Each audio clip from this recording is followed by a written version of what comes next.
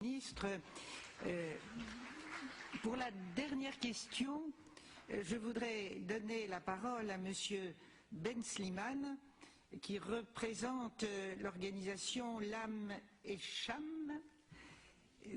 C'est une organisation de la société civile de Tunisie. Monsieur Ben Slimane. Oui. Merci Madame la Présidente. À gauche. C'est là, Madame. Voilà. J'aurais quelques difficultés à vous localiser, Monsieur Ben Slimane. Alors nous, les observateurs et les invités spéciaux de cette assemblée importante du Conseil de l'Europe, on nous a mis de ce côté-là. Mais on est bien situés, on est bien assis et on remercie tous les amis, toutes les délégations qui sont là et qui ont donné l'occasion à la Tunisie, suite à la grande révolution du 14 janvier, d'être présente parmi vous.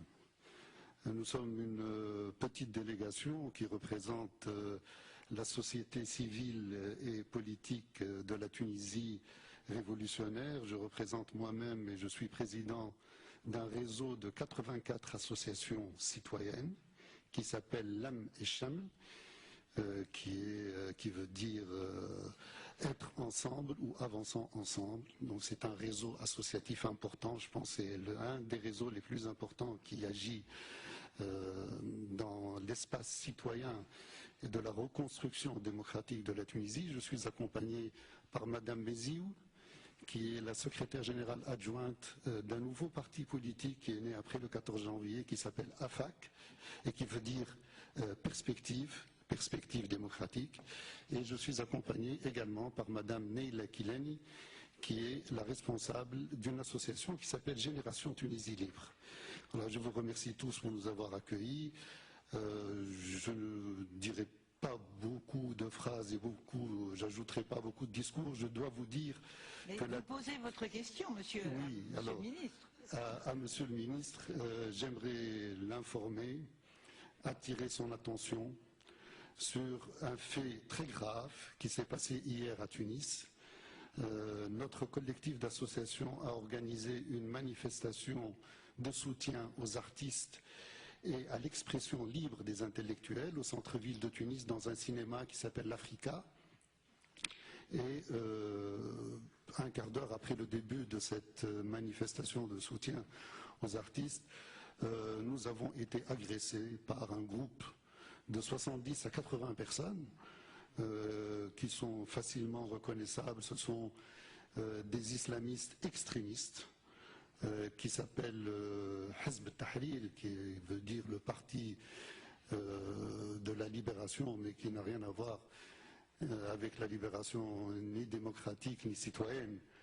Malheureusement, nous avons été obligés pendant presque une heure d'assurer l'autodéfense des participants et des gens qui étaient dans la salle, où il y avait des jeunes, des enfants, des parents, des femmes, des hommes.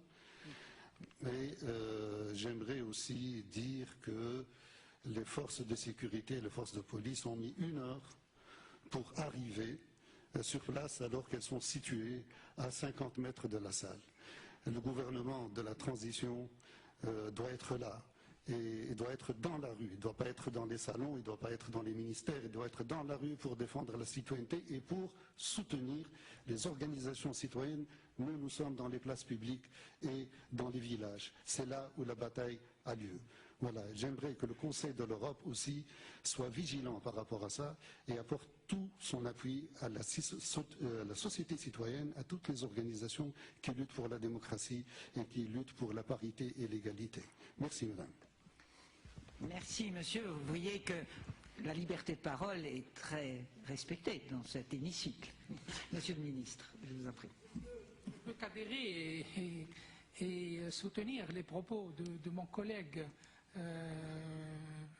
Mansour Ben Slimane, qui est par ailleurs un collègue de l'université. Et bien évidemment, il m'apprend ce qui s'est passé hier et je ne peux que le regretter et le condamner de la manière la plus ferme et la plus claire. Il reste à vous préciser que ce parti dont a parlé M. Ben Slimane est un parti illégal, puisqu'il n'a pas été autorisé, et que depuis quelque temps, il s'active comme ça par des actions spectaculaires, que ce soit sur la plage, que ce soit dans ce cinéma dont il vient de parler.